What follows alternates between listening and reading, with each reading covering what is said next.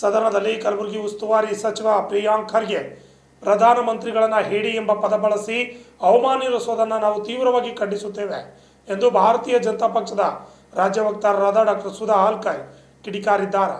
ನಗರದ ಪತ್ರಿಕಾ ಭವನದಲ್ಲಿ ನಡೆದ ಸುದ್ದಿಗೋಷ್ಠಿಯಲ್ಲಿ ಮಾತನಾಡಿದ ಅವರು, ಕೇವಲ ಪತ್ರಿಕಾಗೋಷ್ಠಿ ಮಾಡಿಲ್ಲ ಎನ್ನುವ ಕಾರಣಕ್ಕೆ ಮೋದಿಜಿಯವರ ಬಗ್ಗೆ ಈ ರೀತಿ ಪದ ಬಳಕೆ ಮಾಡಿರುವುದು ಸರಿಯಲ್ಲ. ಜಗತ್ತಿನ ಮೆಚ್ಚಿನ ನಾಯಕರಾದ ಪ್ರಧಾನಮಂತ್ರಿ ನರೇಂದ್ರ ಮೋದಿಯವರು ನಿಮಗೆ ಹೇಡಿ ಎನಿಸುವುದಾದರೆ ಅದು ನಿಮ್ಮ ಮನಸ್ಥಿತಿಯನ್ನು ಬಿಂಬಿಸುತ್ತದೆ ಎಂದು ಆಕ್ರೋಶವನ್ನು ವ್ಯಕ್ತಪಡಿಸಿದರು. Bureau report, RJ32 Kannada news, Kalaburagi. ಆದರಣೀಯ ನರೇಂದ್ರ ಮೋದಿಜಿಯವರಿಗೆ, ನಮ್ಮ ದೇಶದ ಪ್ರಧಾನಮಂತ್ರಿಯವರಿಗೆ ಹೇಡಿ ಅನ್ನೋ ಪದವನ್ನು ಉಪಯೋಗಿಸ್ಕೊಂತಾರೆ.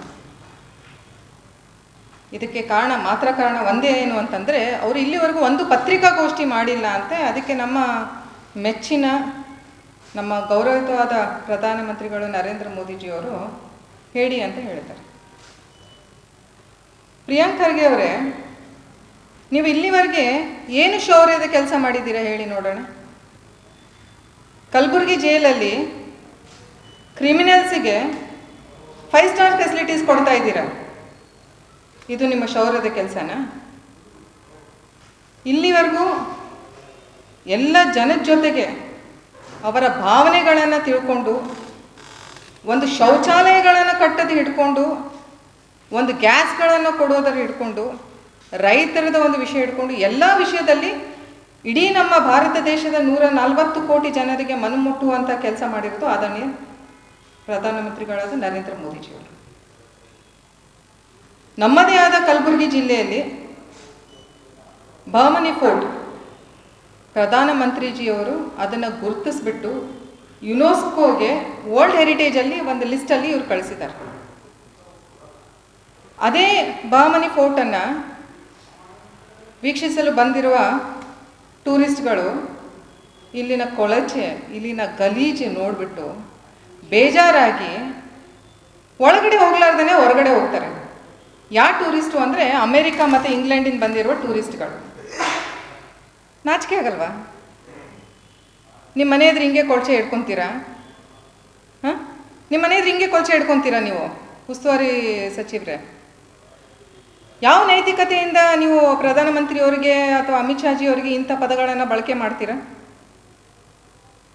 ಯಾವ ರೀತಿಯಿಂದನೂ ನಮ್ಮ ಕಲಬುರಗಿಯ ಜಿಲ್ಲೆಯ ಜನರು ಮುಖ ಎತ್ತುವಂಥ ಸಂಗತಿ, ಯಾವುದೇ ಅಭಿವೃದ್ಧಿ ಮಾಡಿಲ್ಲ. ಶೂನ್ಯ ಅಭಿವೃದ್ಧಿ, ಶೂನ್ಯ ಪ್ರಗತಿ, ಶೂನ್ಯ ಪರಿಹಾರ ಇಟ್ಕೊಂಡು ನೀವು ಈ ಪದಗಳನ್ನು ಉಪಯೋಗಿಸ್ಕೊತೀರ. ನಿಮ್ಗೆ ಯಾವ ಪದವನ್ನು ಉಪಯೋಗಿಸ್ಕೋಬೇಕು ನಾವು? ಮನ್ರೇಗಾ ಬಗ್ಗೆ ಮಾತಾಡ್ತೀರ, ನಾಚಿಕೆ ಆಗುತ್ತೆ ರೀ.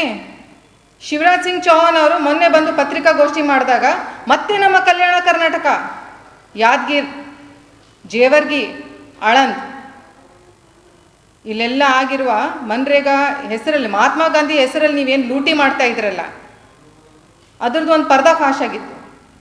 CAG ರಿಪೋರ್ಟ್ ಪ್ರಕಾರ ಕರ್ನಾಟಕ 3ನೇ ಸ್ಥಾನದಲ್ಲಿದೆ ಮನ್ರೇಗಾ ಭ್ರಷ್ಟಾಚಾರದಲ್ಲಿ. ಅದರೊಳಗಡೆ ಯಾದಗಿರಲ್ಲಿ ಒಬ್ಬ ಪುರುಷ ಸೀರೆ ಉಡ್ಕೊಂಡ್ಬಿಟ್ಟು ಮಹಿಳೆಯರ ಅವತಾರದಲ್ಲಿ ಬಿಲ್ ಕಲೆಕ್ಟ್ ಮಾಡ್ತಾರೆ. ಜೇವರ್ಗಿ ಮತ್ತು ಆಳಂದಲ್ಲಿ 21 ಕಾಮಗಾರಿಕಾ ಕೆಲಸಗಳಲ್ಲಿ ಕಂಪ್ಲೀಟಾಗಿ ಫ್ರಾಡ್ ಆಗಿದೆ. ಜಾಬ್ ಕಾರ್ಡ್ಸನ್ನು ಮಿಸ್ಯುಟಿಲೈಸ್ ಮಾಡ್ತಾ ಇದ್ದಾರೆ. ಇದು ಒಂದು ATM ಅಂತಾಗಿ ಇವರು ಎಲ್ಲ ಉಪಯೋಗಿಸ್ಕೊತಾ ಇದ್ರು ಕಾಂಗ್ರೆಸ್ ಸರ್ಕಾರ. ಆದರಣೀಯ ನರೇಂದ್ರ ಮೋದಿಜಿಯವರು ಅದನ್ನು ಬ್ಲಾಕ್ ಮಾಡಿದ್ದಾರೆ.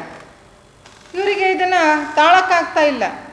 Fish out of the pond ಅಂತ ಹೇಳ್ತೀವಿ ನಾವು ಇಂಗ್ಲೀಷಲ್ಲಿ, ಆ ಥರ ಆಗಿದೆ ಇವರಿಗೆ. ಯಾಕಂದರೆ ಭ್ರಷ್ಟಾಚಾರ ದುಡ್ಡು ಸಿಗ್ತಾ ಇಲ್ವಲ್ಲ ಈಗ.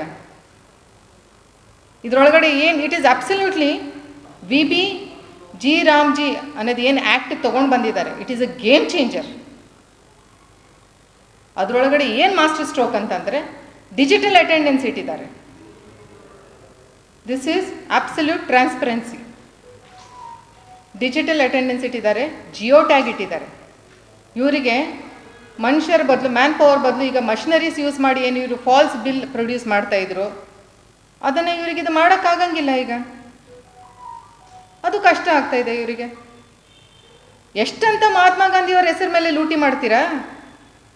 ಇವತ್ತು 6,000 ಕೋಟಿ ಎಕ್ಸೈಸ್ ಡಿಪಾರ್ಟ್ಮೆಂಟಲ್ಲಿ ಎಕ್ಸೈಸ್ ಅಸೋಸಿಯೇಷನ್ದು ಪ್ರೆಸಿಡೆಂಟ್ ಅವರೇ ಕಂಪ್ಲೇಂಟ್ ಕೊಟ್ಟಿದ್ದಾರೆ. 500 ಬಾರ್ ಲೈಸೆನ್ಸ್, 550 ಬಾರ್ ಲೈಸೆನ್ಸ್ಗಳಿಗೆ ಅಂತೆ.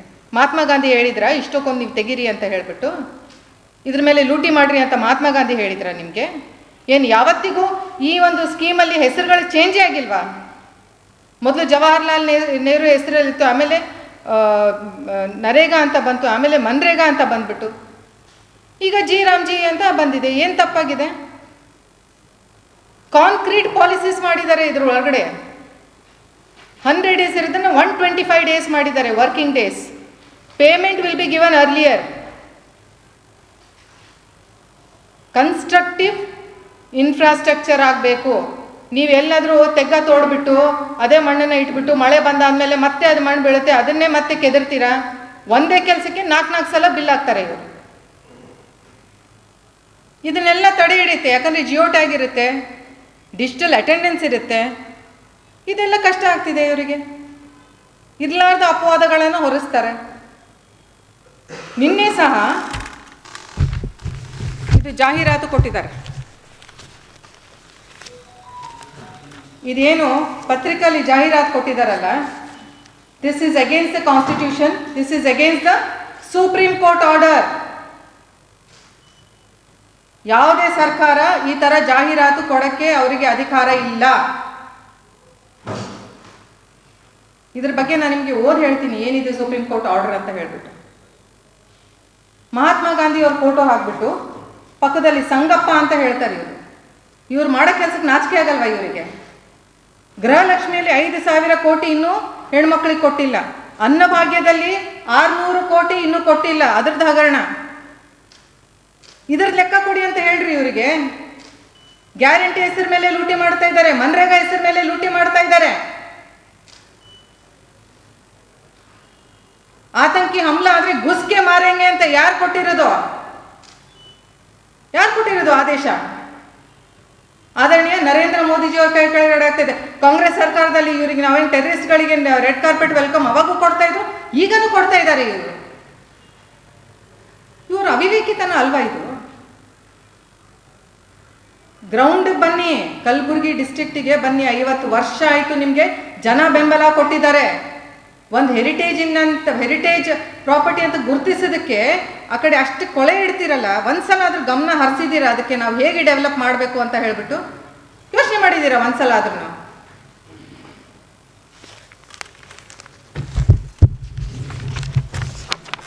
ಸುಪ್ರೀಂ ಕೋರ್ಟ್ ಆರ್ಡರ್ ಓದ್ತೀನಿ ನೋಡಿ.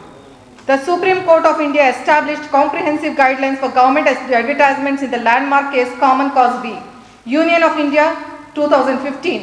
While the guidelines do not exemplarily use the phrase against the interest of the central government, they lay down strict principles to prevent state governments from using public funds for partisan political attacks or to project a negative impression of the other governments. That means ತೆರಿಗೆ ಹಣನ ನೀವು ದುರುಪಯೋಗ ಮಾಡಬಾರದು. ನಮ್ಮ ಜನರ ತೆರಿಗೆ ಹಣ, ಕರ್ನಾಟಕದ ಜನರ ತೆರಿಗೆ ಹಣನ ನೀವು ಇಂಥದ್ದು ರಾಂಗ್ ಅಡ್ವರ್ಟೈಸ್ಮೆಂಟ್ಗಳಿಗೆ ನೀವು ಉಪಯೋಗ ಮಾಡ್ತೀರಾ. ಯಾವುದೇ ಡೆವಲಪ್ಮೆಂಟಲ್ ವರ್ಕ್ ಬಂದರೆ ದುಡ್ಡಿಲ್ಲ, ಸೆಂಟ್ರಲ್ದವ್ರು ದುಡ್ಡು ಕೊಟ್ಟಿಲ್ಲ. ಯಾಕ್ರಿ ಲಕ್ಷಾನುಗಟ್ಟಲೆ ಸಾಲ ಮಾಡಿದ್ದೀರಾ? 78 ವರ್ಷ ಆಯಿತು ಸ್ವಾತಂತ್ರ್ಯ ಬಂದಾದ್ಮೇಲೆ ಹೈಯೆಸ್ಟ್ ಸಾಲ ಇದೆ ಇವಾಗ. ಏನು ಮಾಡಿದ್ದೀರಾ ದುಡ್ಡನ್ನು? ಗ್ಯಾರಂಟಿ ದುಡ್ಡು ಬಳಸ್ಕೊತೀರಾ, ಜನಕ್ಕೆ ಎಲ್ಲ ರೀತಿಯಿಂದ ಟ್ಯಾಕ್ಸ್ ಜಾಸ್ತಿ ಮಾಡಿದ್ದೀರಾ, ಎಲೆಕ್ಟ್ರಿಸಿಟಿ ಇಟ್ಕೊಂಡು ಎಲ್ಲ 3-4 ಪಟ್ಟು ಜಾಸ್ತಿ ಮಾಡಿದ್ದೀರಾ. ಅಡ್ವರ್ಟೈಸ್ಮೆಂಟ್ಗಳಿಗೆ ಜನರ ತೆರಿಗೆ ಹಣ ಉಪಯೋಗಿಸ್ಕೊತೀರಾ? ಏನು ನೈತಿಕತೆ ಇದೆ ನಿಮಗೆ ಮಾತಾಡೋಕ್ಕೆ?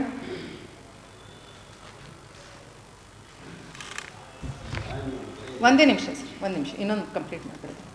24ನೇ ತಾರೀಕಿಗೆ 27ನೇ ತಾರೀಕಿಗೆ ಯುರೋಪಿಯನ್ ಯುನೈಟೆಡ್ಸ್ದವ್ರ ಜೊತೆಗೆ ಒಂದು ಒಪ್ಪಂದ ಆಗಿದೆ. 27ನೇ ತಾರೀಕಿಗೆ 27 ದೇಶಗಳ ಜೊತೆಗೆ ಒಂದು ಮದರ್ ಆಫ್ ಆಲ್ ಡೀಲ್ಸ್ ಅನ್ನೋದು ಒಂದು ಒಪ್ಪಂದ ಆಗಿದೆ.